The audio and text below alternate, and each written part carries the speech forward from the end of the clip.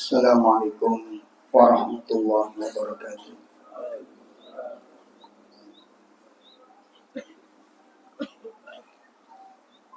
Alhamdulillah alladzi anzala al-Qur'an liyukhrijan nasi minadh dhulumati ilan nur wa shifa wa hudan lima fis sudur. Asyhadu an la ilaha illallah wahdahu la syarikalah wa asyhadu anna Muhammadan abduhu wa rasuluh. Ya ayyuhalladzina amanu taqullaha haqqa tuqatih wa la tamutunna illa wa antum muslimun.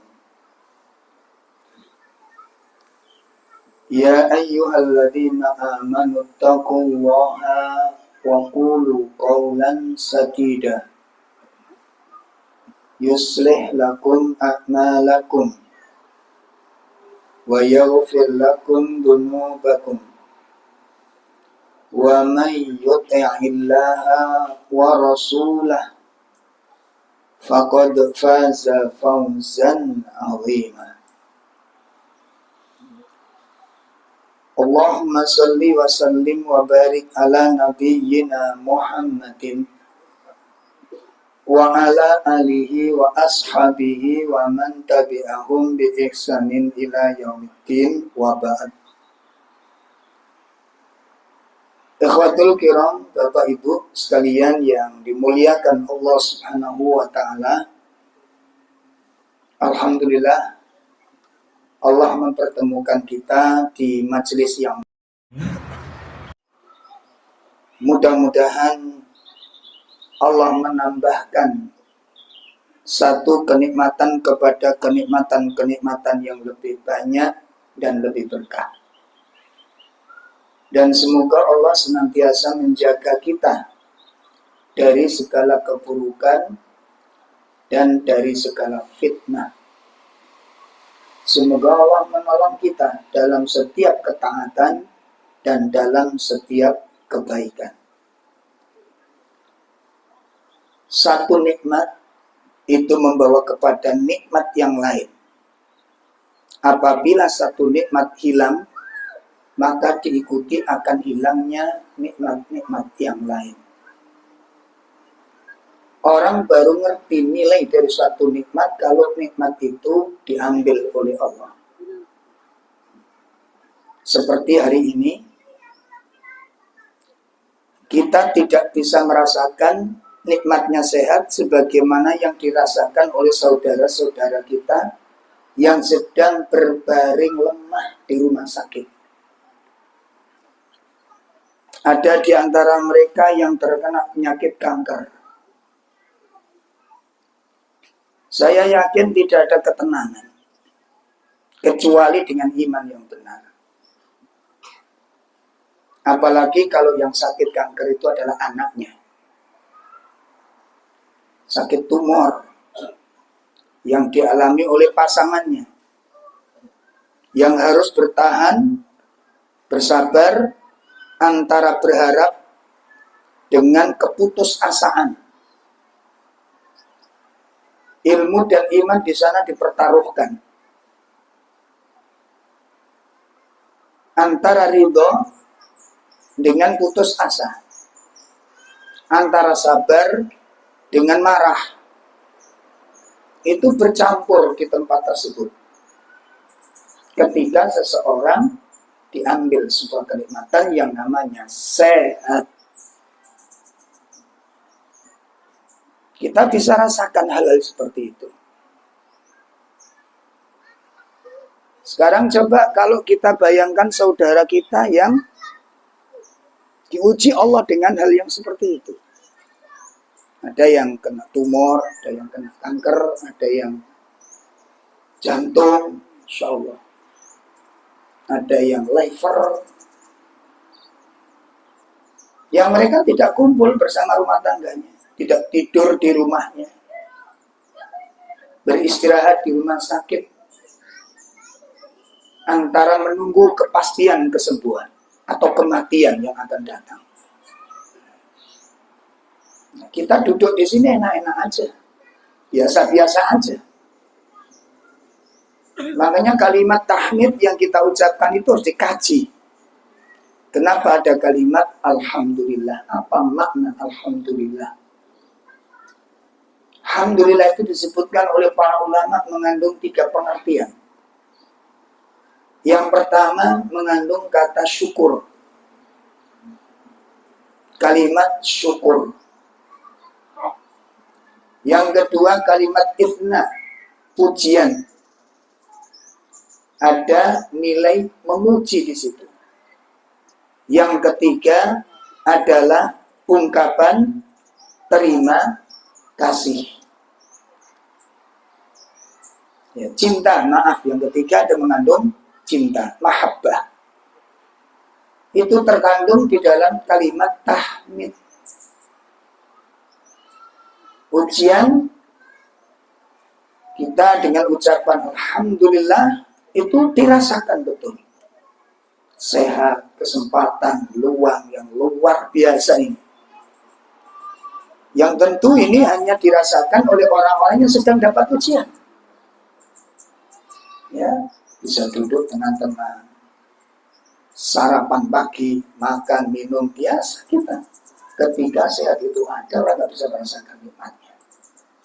Maka melalui kajian ini mudah-mudahan Allah menghidupkan hati kita untuk menjadi orang-orang yang sadar dan orang-orang yang selalu berpikir. Ikhwatul iman rahimani wa rahimakumullah, menindaklanjuti materi kita. Pembahasan lanjutan dari bulan yang lalu. Kalau bulan yang lalu kita membahas tentang dahsyatnya kezaliman atau dampak buruk dari perbuatan zalim. Maka kali ini kita akan mengkaji bagaimana sikap seorang muslim apabila dia yang dizalimi. Bagaimana sikap seorang muslim apabila dia menjadi orang yang dizalimi atau menjadi orang yang terzalimi. Nah, ikhwatul iman rahimani wa rahimakumullah, kehidupan kita ini tidak lepas dari hal-hal yang demikian. Ini harus kita sadari dulu. Ya. Sebagaimana dijelaskan di dalam Qawaidul Hayah. Kaidah kehidupan. Bahwa manusia itu tidak lepas untuk merasa butuh dengan manusia yang lain. Ini satu. Kita ingat-ingat itu. Kaidah yang pertama dalam Qawaidul Hayah, bahwa manusia diciptakan oleh Allah sebagai makhluk sosial. Satu. Ingat-ingat. Manusia diciptakan oleh Allah sebagai makhluk sosial. Secara otomatis dia butuh, dia tidak bisa menjalani hidup ini sendirian. Kita nggak bisa jalani hidup ini sendirian. Maka secara otomatis pula kita butuh kehadiran orang lain. Kita butuh keberadaan orang lain di dekat kita untuk membantu terlaksananya poin-poin penting dalam kehidupan ini. Ini pertama. Kita sepakati dulu, ini pas apa enggak pas kalimat ini? Dalam kalimat ini pas apa enggak pas? Pas. Jadi nanti sudah enggak ada lagi kalimat yang aku biasa urip dewi. Aku biasa ngatasi masalah dewi. Kalimat ini ujub. Kalimat ini kalimat ujub. Kalimat bangga diri. menyandarkan kemampuan kepada dirinya sendiri tanpa dia sadari, atau nanti bisa meningkat pada kesombongan. Harus gak butuh wong liya. Pernah dengar kalimat ini enggak? Aku gak butuh liya, aku biasa nangani masalah dewe. Wis kebiasaanku. Aku biasa. Kalimat tanpa sadar. Satu. Coba nanti ketika sakit nggak ada yang mengunjungi. Kok kebaca atau wong-wong?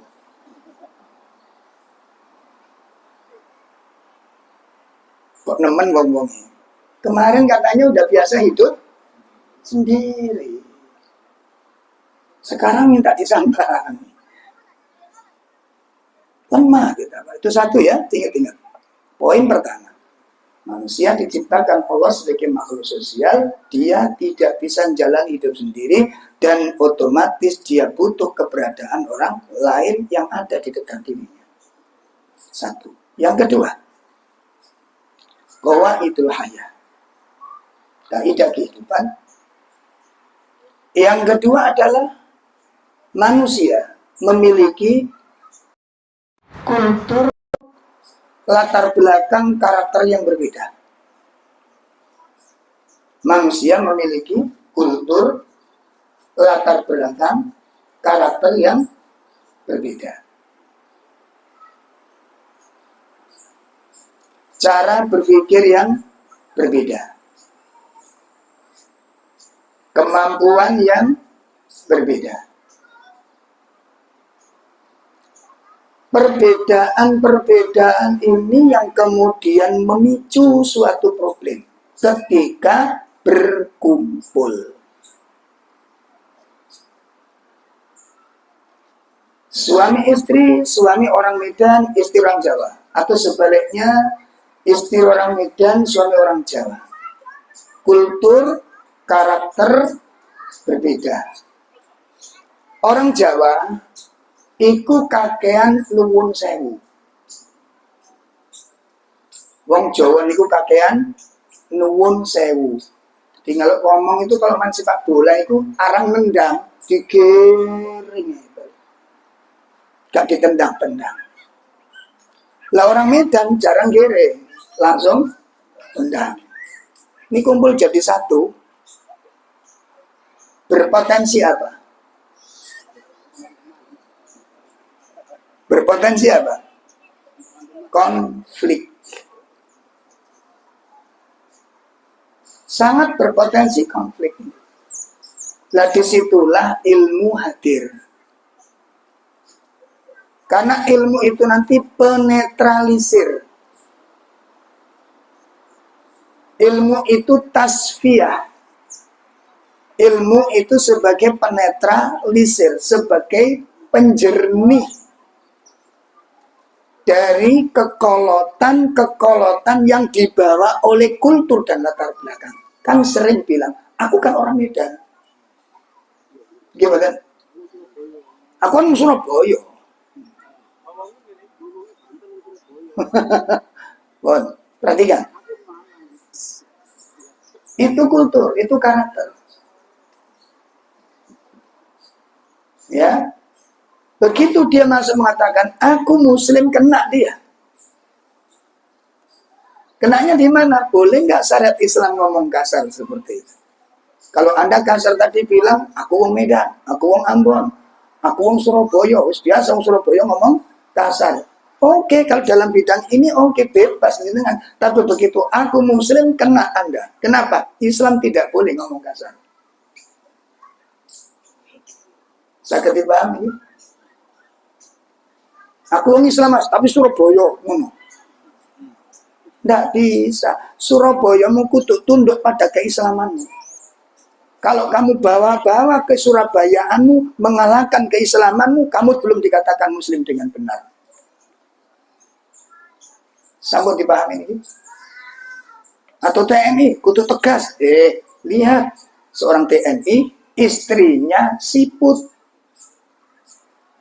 Tahu siput? Siput itu pernah berlari enggak? Dalam? Bekicot. Pernah berlari? Dalam? Sementara suaminya gercep.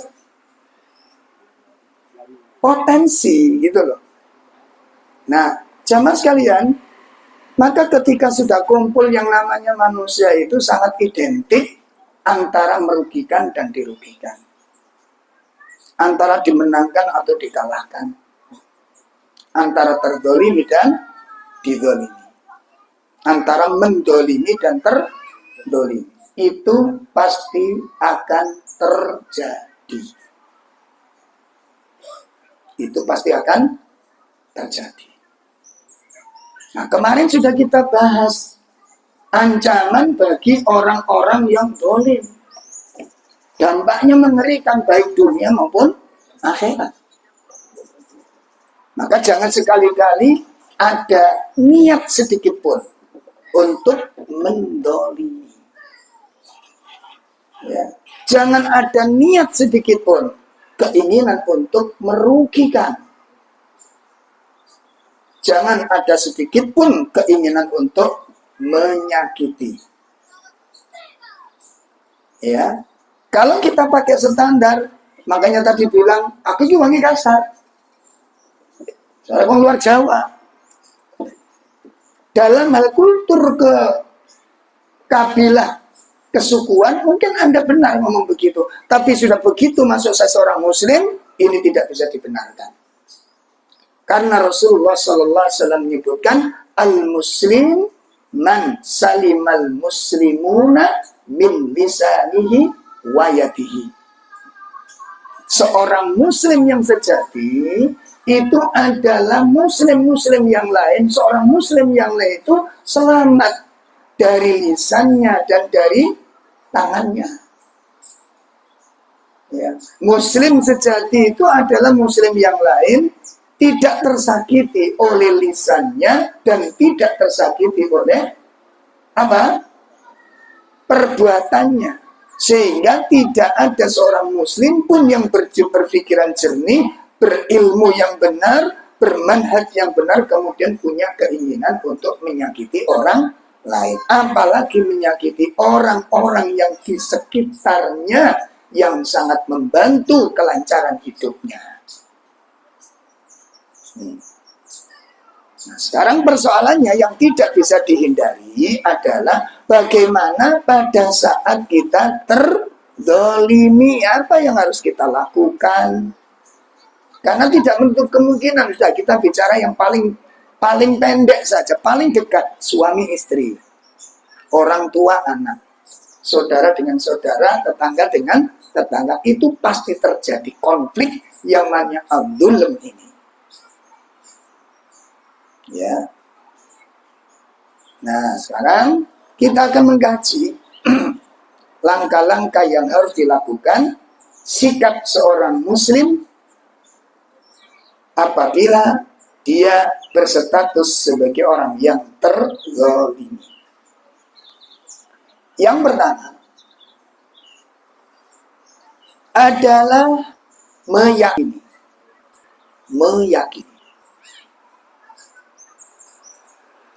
Tidak ada satu perkara. Meyakini tidak ada satu perkara. Tidak ada satupun peristiwa terjadi illa biidznillahi, kecuali dengan izin dari Allah Subhanahu wa taala dan atas kehendaknya. Ini yang pertama yang perlu kita camkan. Tidak ada satu peristiwa pun terjadi, ya, tidak ada satu pun perkara itu terjadi, apapun itu bentuknya, ya, sampai kepala kita kecentet, tangan kita kebentur, kaki kita tergelincir, tergores, tertusuk, ya, tidak ada satupun peristiwa tersebut kecuali dengan apa yang telah diizinkan Allah dan apa yang dikehendaki oleh Allah. Ya. Hal ini sebagaimana dijelaskan oleh Allah Subhanahu wa taala di surah At-Taubah. Ya, di surah At-Taubah.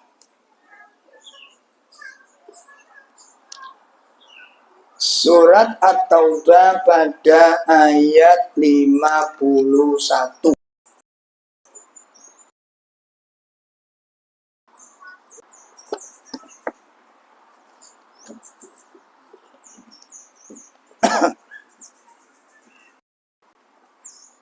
Surat At-Taubah ayat berapa tadi? 51.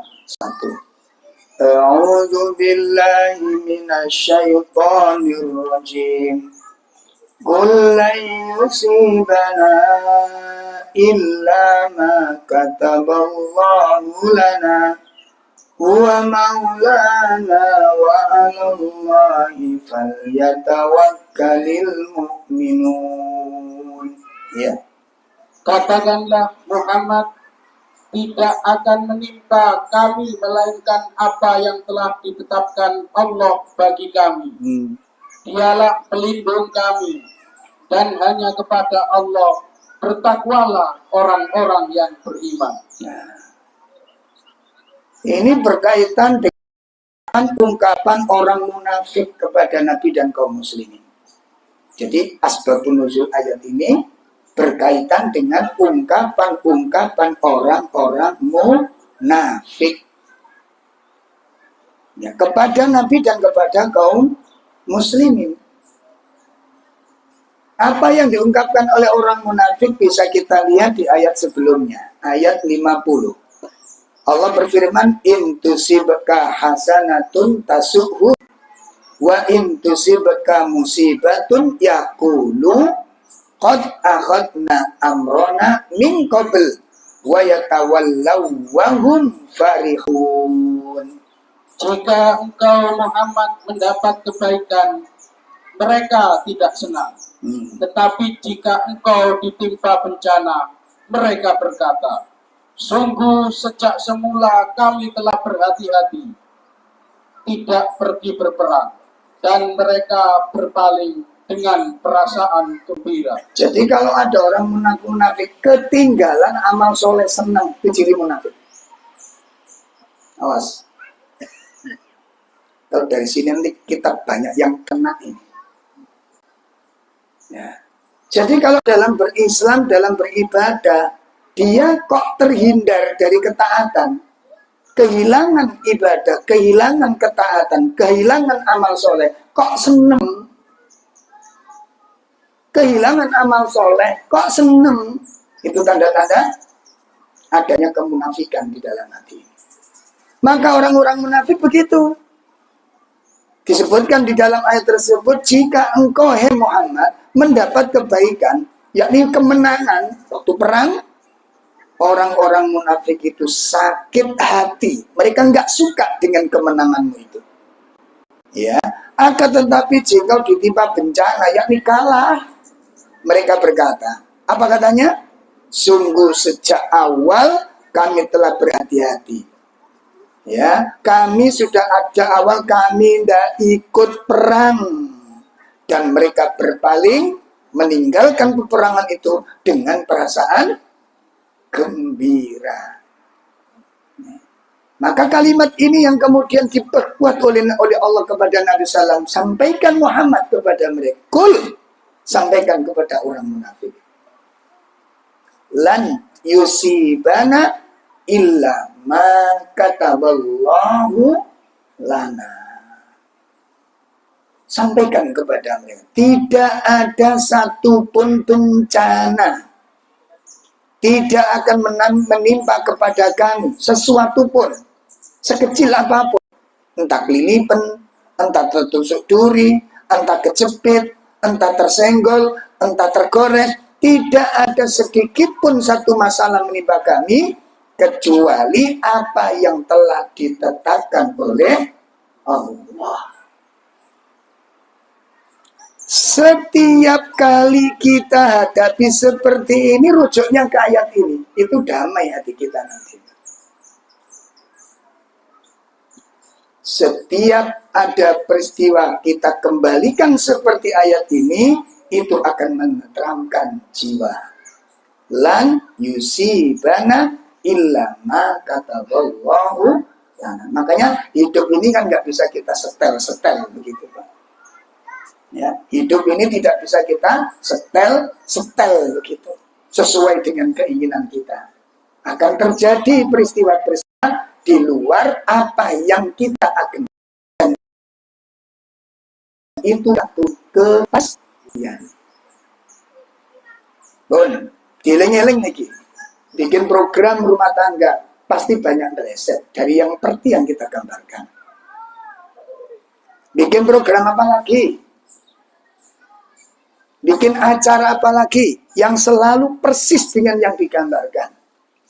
Maka kalau orang tidak punya keyakinan seperti ini pasti protes. Orang kalau nggak punya keyakinan seperti ini pasti berontak. Orang nggak punya keyakinan ayat seperti ini pasti akan berkeluh kesah ketika mendapatkan sesuatu yang tidak seperti yang diharapkan. Tolong ingat-ingat. Makanya ini contoh ya, contoh suami istri punya masing-masing punya rencana buka usaha. Masing-masing suami punya rencana, istri punya rencana yang berbeda. Tapi punya rencana yang sama, yang dibikin usaha. Hitung kan tarik ulur. Mana yang harus digulkan? Ini programnya suami apa program istri? Perhatikan. Ketika salah satu mengalah, maka sudah bisa dipastikan diharap apa yang sudah diputuskan itu sukses.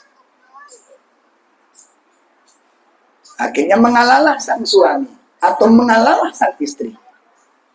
Karena mungkin pihak satunya ngotot, akhirnya yang satu ngalah. Kalau sama ngototnya kan jadi tarik tambang 17-an.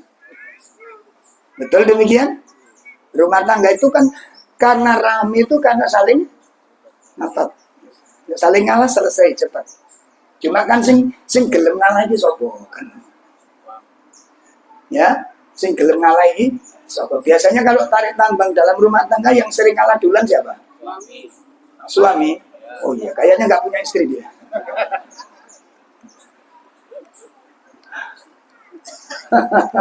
Pun terserah sinten kemawon singnya.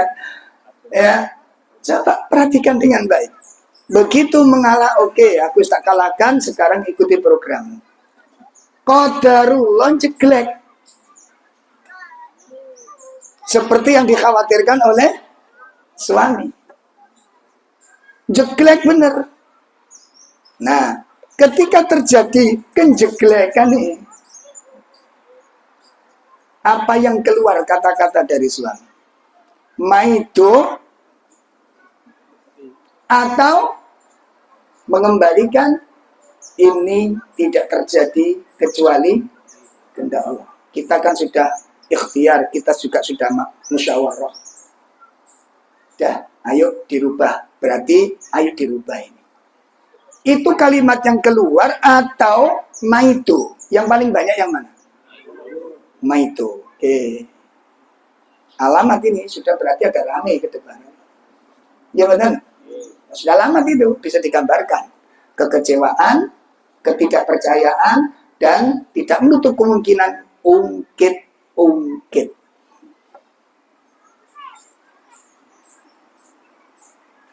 Sabun,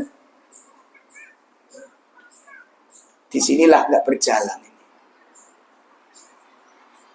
Ya, jadi kalau kemudian ada suatu peristiwa seperti ini, kita disakiti tetangga, kita didolimi pasangan, tidak terjadi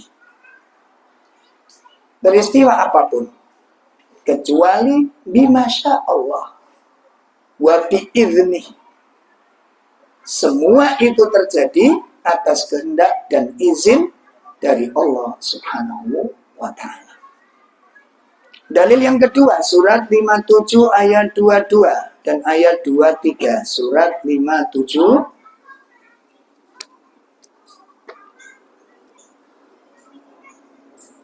Nah, jadi nanti kalau ada persoalan-persoalan, setelah adanya ikhtiar secara optimal, maka dikembalikan sebagaimana ayat ini.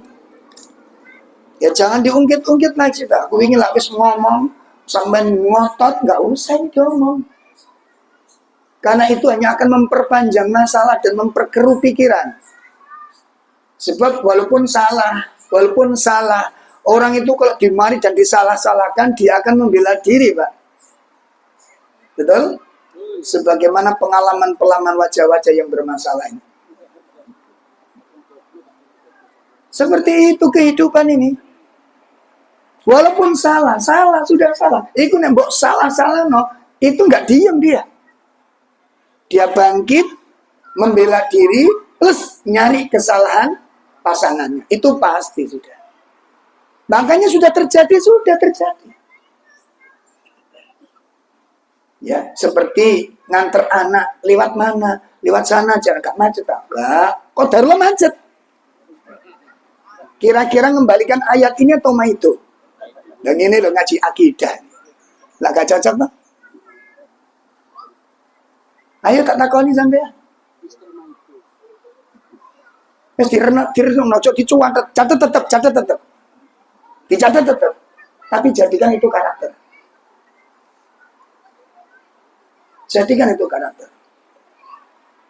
Nah, saya ngomong begini itu pengalaman hidup saya juga begitu. Anak saya sudah 5, Pak. Anak saya sudah 5. Jadi otomatis masalah itu banyak. Masalah itu banyak itu, macam-macam. Ya, macam-macam. Loh, kadang ada ciri-ciri yang masalah. Ya, sudah siap-siap, berangkat. Kamu nggak pipis dulu ah? Enggak. Katanya berangkat percing. Lah kok wes alamat gak urip pada ini. Alamat sudah seweret jerwongkokno pereteli. Kono ketemang diwongkon pipis gak pipis. Dia nang WC cari kak saiki kate butuhan jeruk Padahal nek direnung-renung, lah mangane gak senep deh. Sampai gak genah ya jadi kelapa sam. Dan awak dhewe gak usah rek cilik awak dhewe lho. Nggih to? Atus ya wis seger ning kamar mandi sak uwen-uwen. Ya gak kudu begitu kate takdir kuwi lho.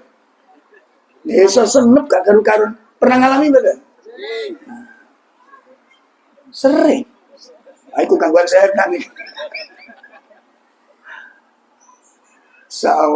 Itu hidup, Pak. Hidup seperti itu. Maka belajarlah dengan ayat ini. Belajar ayat ini. Saestu ini penting bagi kita. Ya. Kan konflik-konflik itu terjadi dari situ. Konflik-konflik itu dari situ. Maka Danius liwat krono sampai milik ini kan Dani macet gak percaya ini kita sewe puter balik usah disalamat ini tutung din jadinya kebakaran itu saya nggak ikut terbakar. Itu rumah tangga. Insyaallah pun jangan dibiasakan, ambil ilmu, hadirkan ilmu. Sibana illa kataballahu. Jadi kalau tadi istrinya kecewa dengan suami, sudah dipilihkan istri ternyata pilihan suami salah, sudah jalani. Enggak apa-apa ya wis kadung takdir mungkin. Lah enak loh. Lah adem loh. Atau pilihan istri, suami sudah mengingatkan, "Nek kono iku nih, aku balik-balik liwat kono iku sering macet. Gak aku ingin liwat pas gak macet." Nah ternyata sampean liwati jam 1 bengi. Ya otomatis gak macet. Kodar lo dituruti macet kandani gak percaya aku bendino lewat kene. Ya wis macet wis mari bisa ini. Nah ini kita mbamul gak usah, gak akan menyelesaikan masalah. Gak mungkin dengan marah-marah itu kemudian jalan itu memisah terus dengan lancar, itu gak mungkin. Sudah jalani, kembalikan kepada Allah, berpikir kepada Allah, perbaiki yang ada. Selesai sudah. Telan itu sedikit kekecewaan demi suatu kebaikan. Catatan penting, telan sedikit kekecewaan demi kebaikan yang banyak. Itu rumah tangga. Telan sedikit kekecewaan itu. Sabar itu pahit.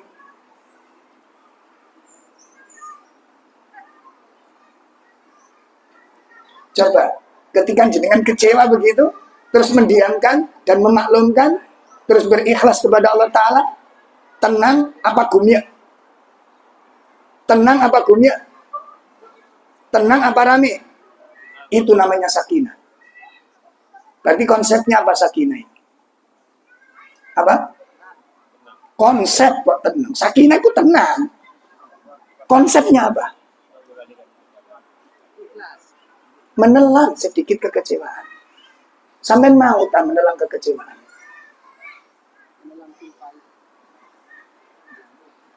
Terus, perhatikan dengan baik. Ini kehidupan nyata, Pak.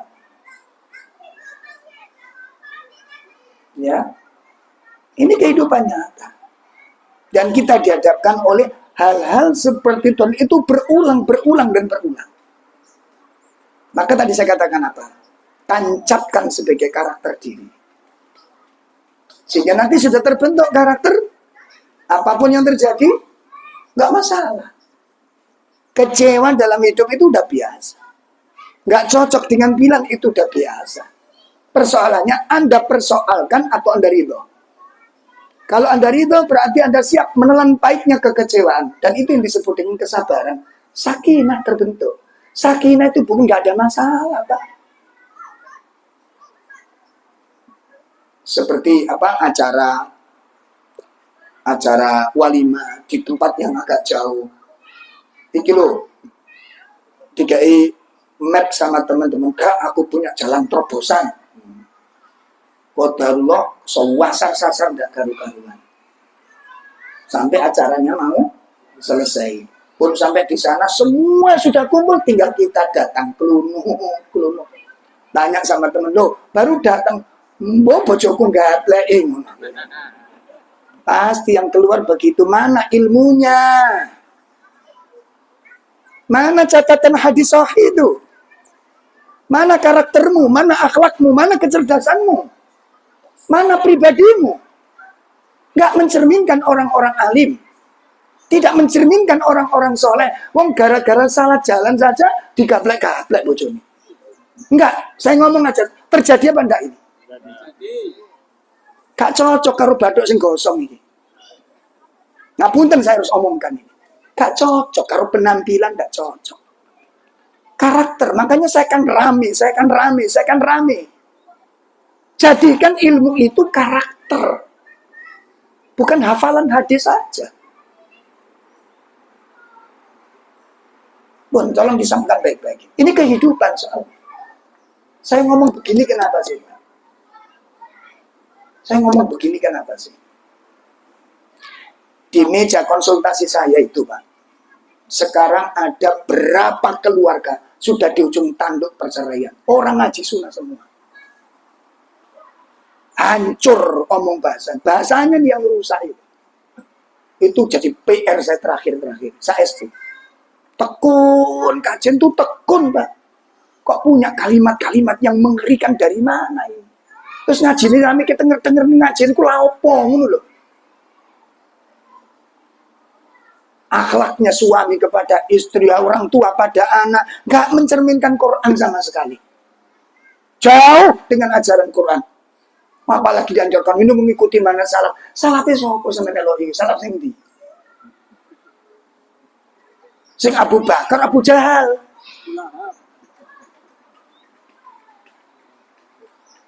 Tolong dicamkan baik-baik. Akhlakmu cocok nggak dengan Al-Quran? Bahasa yang kamu pakai cocok nggak dengan sunnah? Demi Allah, Pak, demi Allah. Saya kaget betul. Dan tidak sedikit ini, banyak sekali. Sampai antara percaya dan tidak. Masa sih? Ketika sharing dengan satu keluarga, yang kepada Pak D-nya ini yang dijadikan tempat muntah-muntah seorang anak atas sikap orang tuanya. Kalimatnya na'udzubillah. Lo ngaji rutin terus yang dirungok niki opo. Tolong diperhatikan, tolong jangan bangga. Penampilan tetap harus syar'i, penampilan tetap sesuai dengan sunnah. Tapi tidak kalah pentingnya, jauh kalah pentingnya adalah karakter. karaktermu. Makanya kan saya beri beberapa kali kan saya bilang, bapak-bapak, nek ngaji ku nek tukaran ambek sing wedok, ibu-ibu kalau tukaran sama yang suami itu, masih nggak menggunakan bahasa kasar. Saya kan sering kali ngomong begitu toh. Kenapa? Karena fakta di lapangan itu tak tembokne klumbruan sing koyo ngono kuwi. Itu kalimat kayak begitu tuh mencaci maki, mencela kekurangan suaminya, istrinya. Ini didapat dari kitab apa ini? Kitab apa, Bu? Bu, kitab apa? Kitab jihad. Iya, gak ada itu. Terus kalau ada temannya keliru dihabisin di grup-grup, itu akhlaknya sopo. Ini akhlaknya siapa yang kayak gini? Ajarannya gini kita apa? Dari mana? Imam siapa? Madhabnya siapa? Gitu loh. Kita ngotot ahli sunnah, ngotot mententeng mengikuti jejak para sahabat. Sahabat siapa yang punya akhlak seperti itu? Ngapunten sangat, Pak. Ngapunten. Banyak sekali soalnya. Sangat amat banyak. Dan kalimatnya tidak patut. Jadi itu kalau dimasukkan tong sampah, itu di tong sampah tempatnya ucapan itu. Ngeri saya mendengarkan itu. Masya Allah. Wong kita yo ahli taksin, ahli tarjim, ahli nyelatu.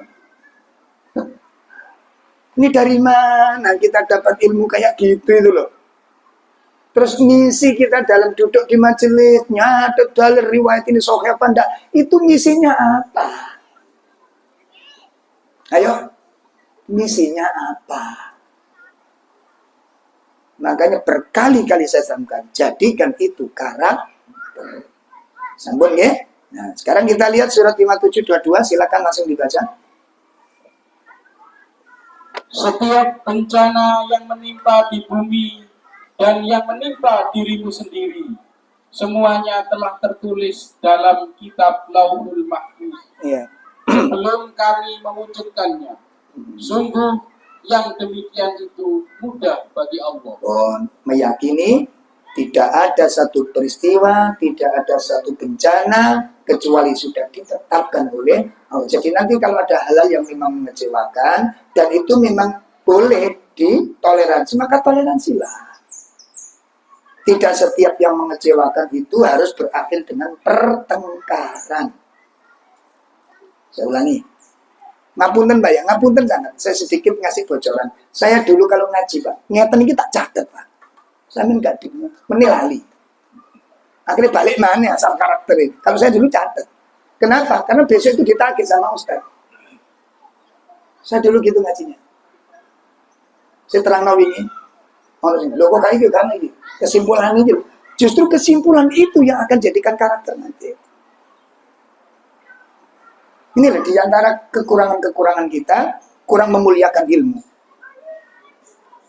Ya, ilmu hilang itu biasa. Besok kira-kira takoni makan ini sama nggak direkaman, nggak dicatatan, eling bener. Eling bener. Di mana letak kemuliaan ilmu? Maka orang seperti ini atau kita nanti khawatirnya apa? Nggak dipilih oleh Allah untuk diberikan ilmu. Tergantung dari bagaimana orang memuliakan ilmu. Pun itu yang pertama. Langkah orang yang terzalim adalah mengembalikan apa? Meyakini tidak ada satu peristiwa pun terjadi kecuali dengan izin Allah dan atas kehendak Allah. Jadi nanti kalau ada masalah apapun yang mengecewakan, telan kekecewaanmu dan kembalikan kepada apa yang sudah ditetapkan oleh Allah. Pasti Pak, pasangan kita ada yang mengecewakan. Pasti sudah. Namun harus berakhir dengan pertikaian. Haruskah diwujudkan dengan percekcokan? Tidak harus. Itu namanya sakinah. Yang kedua, langkah yang kedua, jika kita sebagai orang yang terzalimi, apa yang kita lakukan? Yang harus kita lakukan adalah i'tiraf anid dunub. I'tiraf anid dunub, mengakui dosa-dosa. Artinya apa? Kemungkinan besar Artinya apa? Kemungkinan besar peristiwa yang menimpa kita itu adalah karena adanya dosa-dosa kita. Ya, apapun itu. Mungkin suami sikapnya nggak baik, istri sikapnya nggak baik, ya. Anak perubahannya nggak karu-karuan, satu misal. Sekolah nggak serius, mondok nggak ada yang kerasan. Coba evaluasi. Kemungkinan semua itu terjadi adanya dosa yang telah kita lakukan. Sebagaimana telah dijelaskan oleh Allah Subhanahu wa Ta'ala di dalam surah 42 ayat 30. Surat 42 ayat 30.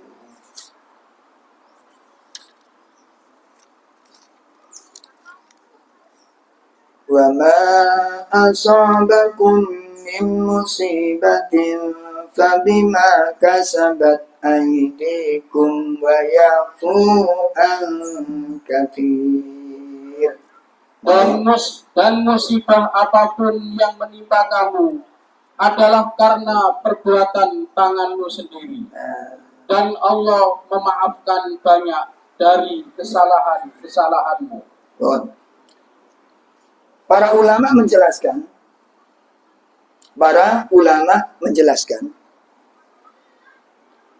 musibah yang datang kepada kita itu bermuara pada tiga kemungkinan.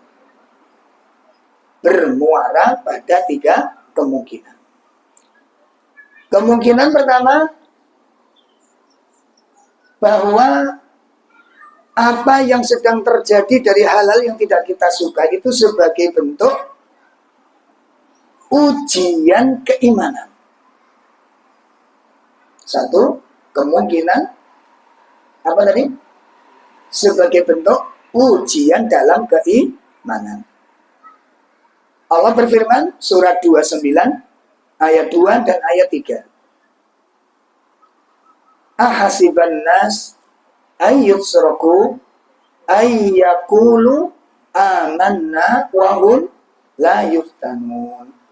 Wa laqad fatanna alladziina min qablihim fala ya'lamanna Allahu alladziina shadaqu wa la ya'lamanna al-kadzibin. Nggih, monggo.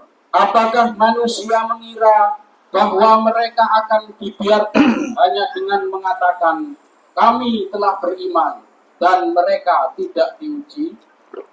Dan sungguh kami telah menguji orang-orang sebelum mereka, maka Allah pasti mengetahui orang-orang yang benar dan pasti mengetahui orang-orang yang berdusta. Tuh. Jadi ayat ini menjelaskan tentang ujian-ujian fitnah-fitnah itu sebagai ujian keimanan. Satu. Jadi kemungkinan peristiwa-peristiwa yang terjadi, hal-hal yang tidak kita inginkan terjadi, hal-hal yang buruk terjadi, kemungkinan itu ujian dari keimanan. Nah, ini pertama. Yang kedua adalah kemungkinan adanya dosa. Kemungkinan adanya dosa. Musibah yang datang, persoalan yang datang, apapun itu bentuknya, kemungkinan itu adalah dosa. Maka jawabnya surat apa tadi? Jawabnya surat apa tadi? Surat Asy-Syura, surat 42 ayat. Tidak ada satu musibah yang menimpamu, melainkan itu disebabkan karena dosa. Jadi luas mananya, Pak. Ya, contoh seorang suami mendolimi istri, atau istri mendolimi suami. Ini kalau suami nyari kesalahannya dirinya kepada istrinya, mungkin tidak ada. Karena termasuk suami yang baik. Satu misal, dia penuhi kewajibannya, dia lakukan tanggung jawabnya, ya sebagai seorang suami, dan sudah benar dalam syariat. Kalau dicari dari suami ke istri, nggak ada. Ternyata dosanya bukan di situ. Seperti paham ini? Dosanya kepada orang lain. Dan itu sangat memungkinkan terjadi. Pun itu yang kedua. Yang ketiga, adanya peristiwa itu adalah qada dan qadarnya Allah. Kemungkinan peristiwa terjadi itu karena memang sudah ditetapkan oleh Allah satu ketetapannya, takdir Allah. Nah, kalau kita pakai kacamata ulama, saya ulangi, kalau kita pakai kacamata para ulama, kalau setiap masalah, kalau setiap persoalan itu bermuara pada 3 kemungkinan, kemungkinan pertama tadi apa, Pak? Ibu? Itu ujian keimanan. Yang kedua apa? Kemungkinan adanya dosa. Yang ketiga kemungkinan sudah ketetapan dari Allah. Kalau kita pakai kacamata para ulama, memandang persoalan-persoalan yang ada, solusinya itu sangat jelas. Pun, perhatikan dengan baik. Solusinya sangat jelas dan gamblang. Oke, kita ditempatkan pada 3 posisi tadi. 3 muara tadi. Muara yang pertama, kemungkinan itu ujian keimanan. Kalau memang kita meyakini ini ujian dalam keimanan, solusinya apa? Sabar. Solusinya sabar. 1. Yang kedua, kalau ini ditempatkan pada porsi yang kedua, pada opsi yang kedua, kemungkinan musibah ini karena dosa. Solusinya jelas. Kalau ini memang berasal dari dosa, berarti solusinya apa? Istighfar dan tobat. Subhanallah. Jelas solusinya. Sudah nggak ada jalan lain. Solusinya istighfar. Kemudian yang ketiga apa tadi? Qada dan qadar. Kalau memang opsi yang ketiga kemungkinan sudah ditetapkan oleh Allah. Bukan karena, mungkin bukan ujian iman. Mungkin bukan karena dosa. Jadi kemungkinan yang ketiga sudah ditetapkan oleh Allah. Nah, kalau kita meyakini ini takdir, berarti solusinya ridho. Nah, nanti perlu dibahas, Pak, perbedaan ridho dengan ikhlas itu apa? Perbedaan ridho dengan ikhlas nomor.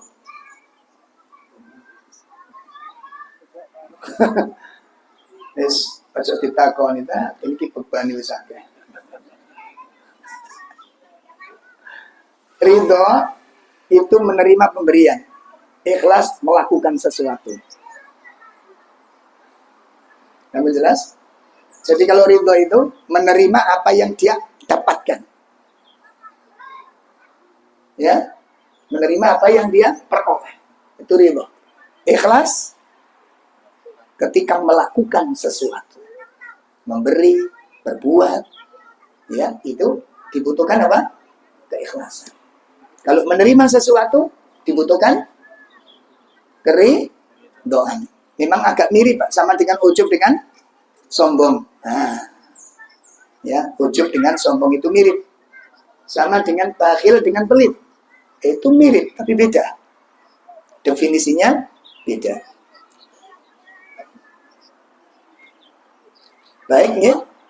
Nah, jadi ada 3 muara tadi kemungkinan orang mendapat musibah. 1 karena ujian iman, solusinya sabar.